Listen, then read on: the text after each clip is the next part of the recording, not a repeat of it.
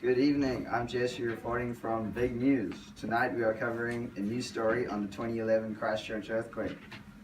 6 months ago, Christchurch was struck by a 6.1 magnitude earthquake which ended 185 people's lives and crippled the city, disabling water, gas and power supplies and causing damage to over 100,000 buildings, 10,000 of those needing to be demolished.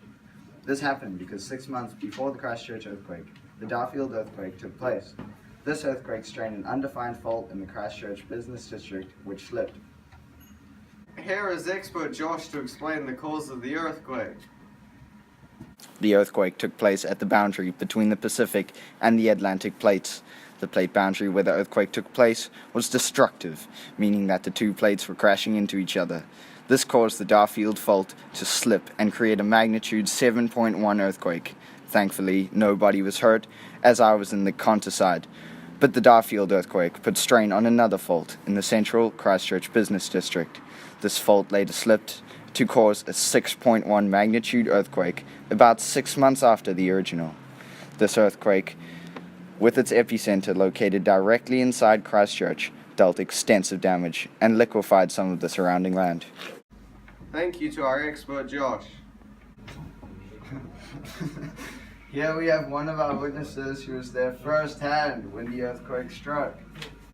I'm here live with Alex, a witness to the terrible events that have unfolded recently. Alex, can you describe what's going on here? Yeah, I was in the CCTV building in the center of Christchurch. All my workmates were trapped and crushed on the spot when the building collapsed. So yeah, it was really scary. My son also got trapped under a desk at his school, but luckily he got rescued. And as you can see, right here is the epicenter of where the earthquake hit. It struck right there. Thank you. Wow, that's really bad, Alex. Let's move on to what happened after the earthquake. Back to you, Jesse. Immediately after the earthquake, the problems faced were having to deal with the huge amounts of liquefaction, which produced 400,000 tons of silt that had been blocking the roads. Rescuers also had to deal with rescuing people from the 100,000 damaged buildings. After the earthquake, the problems faced were the cutoff of water supply and the cutoff of gas by contact energy. The country had a big economic impact. Claims from the 2010 shock were estimated at $2.75 to $3.5 billion.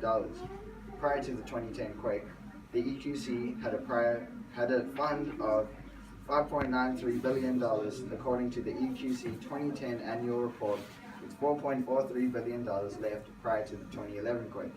After taking off the $1.5 billion cost, the 2011 census was cancelled. People started putting on weight and eating comfort food because they became anxious and depressed. But people who were closer to the earthquake also had more positive effects, e.g., an increase in personal strength, growth in social relationships, the bringing of families closer, and realizing what's important in life. And most sports were cancelled. In the future, Christchurch will need to rebuild. They set up relief centres and they will need to repair their roads. They even closed off zones and put them in red. It is estimated that it will take 50 to 100 years to completely recover from the earthquake economically.